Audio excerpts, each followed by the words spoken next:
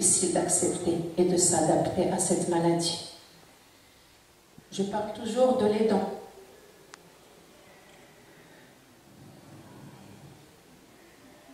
Les échecs personnels, j'en ai parlé pour faire peur, pour faire le deuil d'une certaine qualité de la relation d'avant et installer celle qui fera désormais son quotidien, parfois morbide.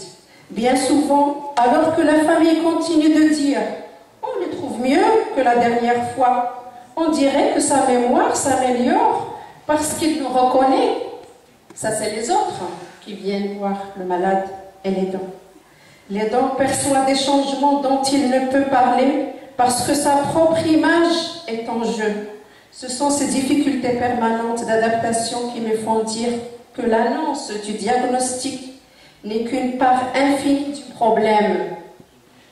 On entend dire « Je savais qu'il ou elle avait la maladie d'Alzheimer, mais je n'y croyais pas. » C'est tout le long de l'évolution de la maladie, dans sa période va de 2 à 20 ans à peu près, que le diagnostic doit être repris.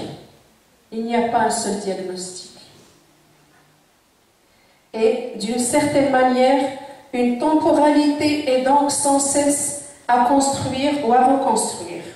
Cela signifie que les soignants eux-mêmes ne disposent pas de critères médicaux fiables qui leur permettraient de percevoir la durée d'une période de stabilité, comme le cancer par exemple, à cette nuance près que la rémission d'un cancer peut parfois être suspendue à un stress imprévu.